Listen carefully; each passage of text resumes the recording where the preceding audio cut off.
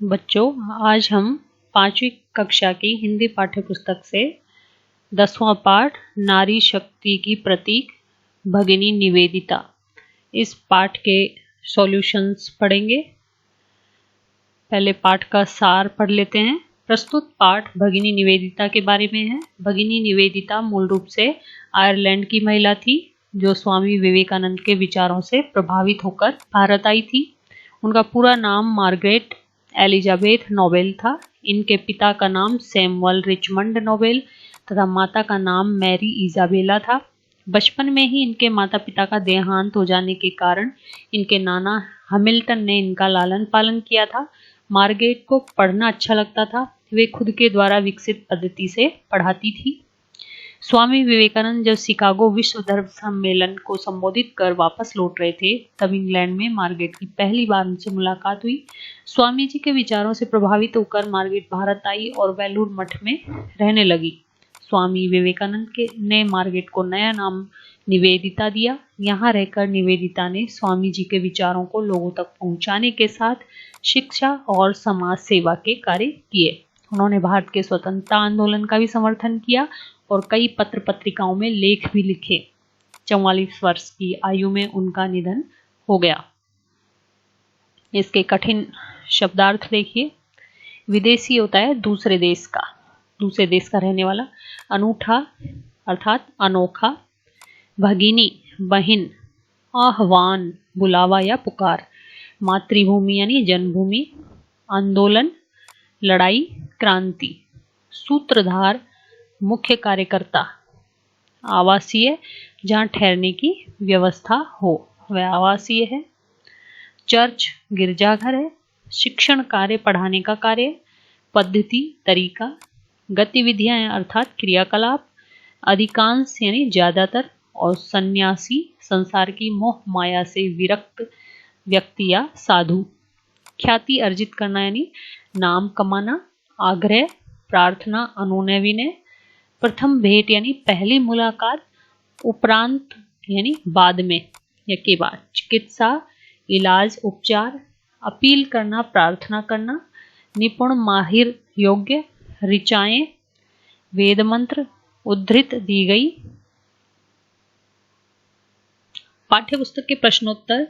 उत्तर भगिनी निवेदिता आयरलैंड से भारत आई थी।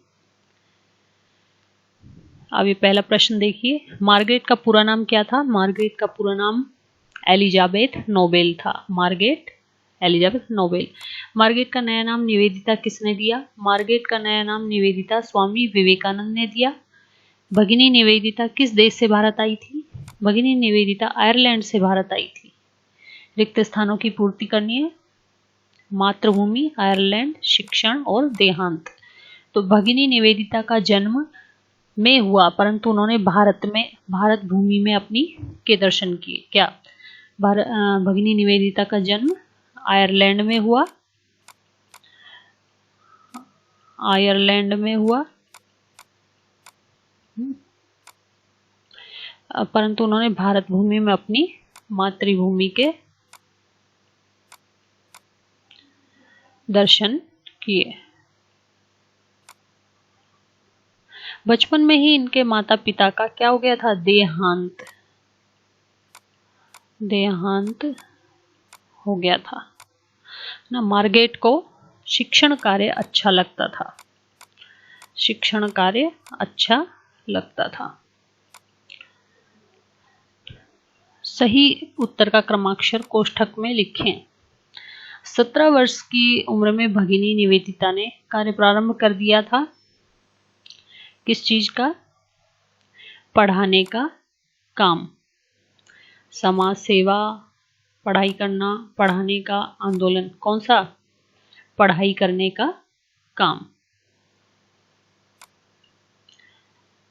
स्वामी विवेकानंद ने ख्याति अर्जित की भारतीय सम्मेलन में, विदेशी सम्मेलन में, शिकागो सम्मेलन में। भगिनी निवेदिता के माता पिता का क्या नाम था? भगिनी निवेदिता की माता का नाम तो मैरी इजाबेला था और पिता का नाम सैमुअल रिचमंड नोबेल था।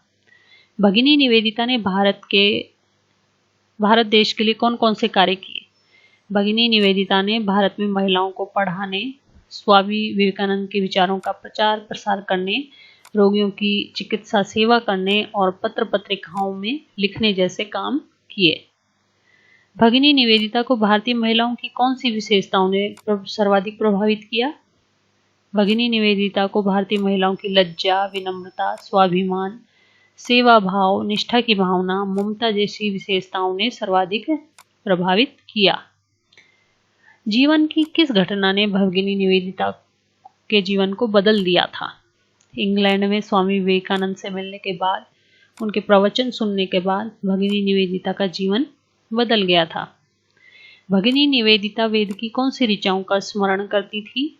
भगिनी निवेदिता वेद की निम्न ऋचाओं का स्मरण करती थी: अस्तोमा सद्गमय, तमसोमा ज्योतिर्गमय, मृत्योर्मा अमृतम गमय।